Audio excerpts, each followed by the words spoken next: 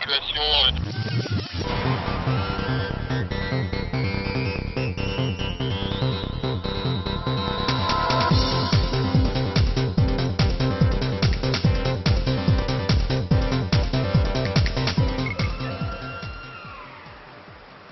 Même si elle est maîtrisée, l'énergie nucléaire n'est pas sans risque. Le risque principal étant, en cas d'incident ou d'accident, la dispersion d'éléments radioactifs dans l'environnement.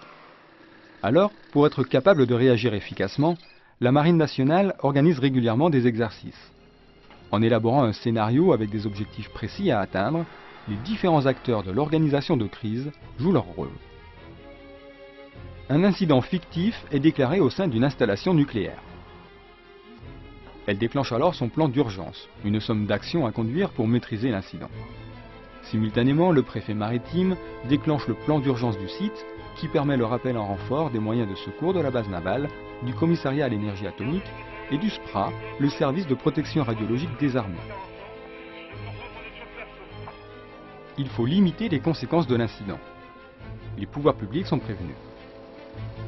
La coordination des actions et des moyens de secours pour retrouver une situation saine est conduite à partir d'un poste de coordination, un PC, dirigé par le commandant de la base navale. Oui, c'est le PCSN. On n'a pas les fiches quart d'heure. Pour te dire qu'on fait un point vers 9h15. Oui, c'est cohérent, là on est en briefing au PCSN. Là. Bien sûr, la priorité est donnée à la prise en charge des blessés qui peuvent être contaminés et à la protection des personnes.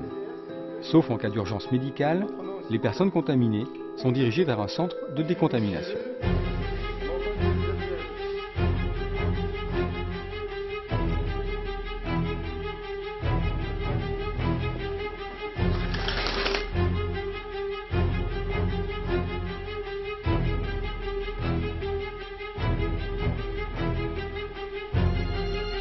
Bon, le commandant de la base navale, en tant que patron du PC de crise, a 4 missions essentielles.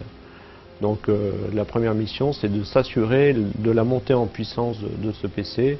La deuxième mission, c'est de coordonner et diriger l'action des équipes sur le terrain. La troisième, c'est d'animer le travail des experts qui sont présents ici au PC. Et la dernière mission, c'est de préparer des éléments de synthèse vers l'autorité militaire territoriale, SECMEN, pour qu'ils puissent exercer ses responsabilités. Alors sur le terrain, il y a 4 grandes fonctions à assurer. Il faut d'abord assurer, c'est la sécurité du personnel. Je crois que la préservation de la vie humaine prime. Donc pour cela, j'ai des médecins et des marins-pompiers, des techniciens en radioprotection qui vont intervenir. Une deuxième fonction, c'est assurer et contribuer à la sûreté de l'installation. Pour cela, j'aurai des ingénieurs qui connaissent bien l'installation, qui l'exploitent, et des techniciens qui vont intervenir. J'ai une troisième fonction, c'est toute la sécurité de la zone, c'est-à-dire assurer la gestion de la zone. Donc pour cela, il me faut des fusiliers marins et des gendarmes maritimes. Et enfin, il faut que je m'assure de la préservation de toutes les installations qui sont autour de l'installation en incident. Et pour cela, il me faut des marins-pompiers aussi.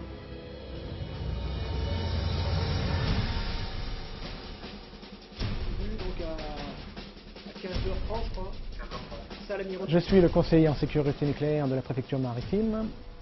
J'assiste le préfet maritime dans le cadre de la gestion de crise, notamment lorsqu'il dirige le poste de commandement et de direction local et transmet ses directives au poste de coordination et de sécurité nucléaire dirigé par le commandant de la base navale. Les objectifs prioritaires sont de secourir les personnels qui sont sur le site, notamment en utilisant des procédures telles que la mise à l'abri ou l'évacuation de ce personnel.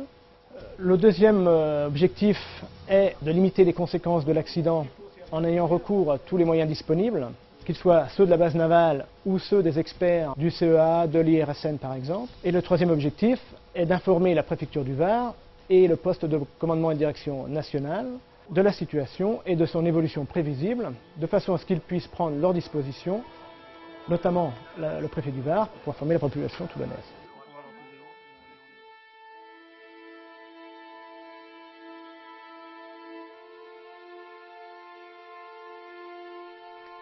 Si les prévisions météo montrent que le nuage radioactif risque de se déplacer sur la ville, le préfet du Var déclenche le plan particulier d'intervention.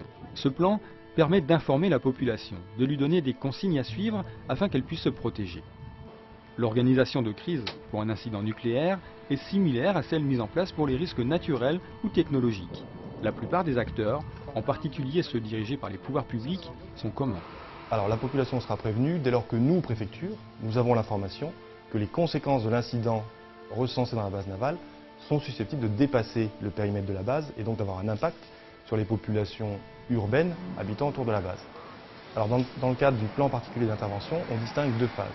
Une première phase qui est une phase de préparation, où on va diffuser à la population des réflexes, des normes de comportement, des indications sur le comportement qu'elle doit adopter. Alors typiquement, il s'agit pour la population de préparer l'évacuation des lieux de rassemblement du public et de se préparer à regagner son domicile pour pouvoir se mettre à l'abri au domicile et à l'écoute de la radio.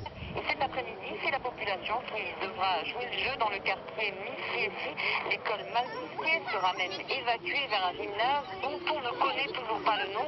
Je découvre moi aussi le scénario de Minute en Minute. La seconde phase du PPI, dès lors que la situation l'exigera, consistera pour la population mise à l'abri à entendre le déclenchement de sirènes. Donc des sirènes sont réparties dans le périmètre 0-2000 mètres concernés par le PPI, d'entendre les sirènes, 3 sons continus, identiques, et au déclenchement de ces sirènes, elles auront donc l'indication qu'elles ne doivent plus sortir.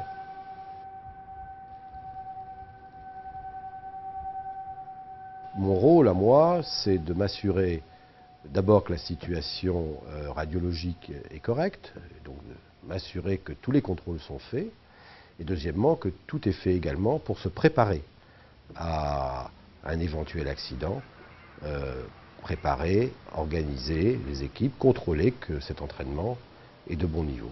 Et puis enfin, si ça devait vraiment arriver, de prendre la direction des opérations. On est ici dans une base navale à Toulon, qui est d'importance.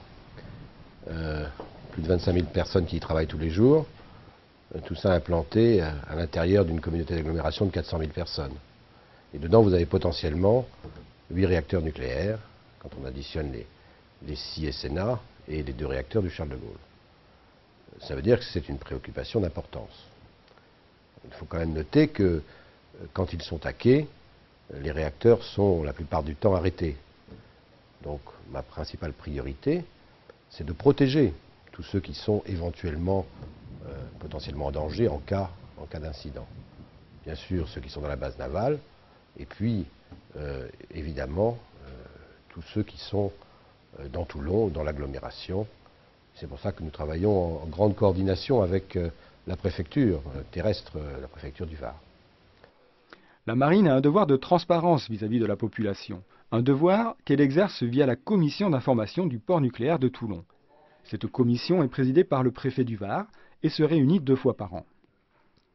Elle permet à la marine, par l'intermédiaire du préfet maritime, de présenter aux élus, aux représentants des administrations, des associations locales, l'impact ou l'absence d'impact de ces activités nucléaires sur la santé et l'environnement. Pour les membres de la commission, c'est aussi l'occasion d'obtenir des réponses à leurs interrogations.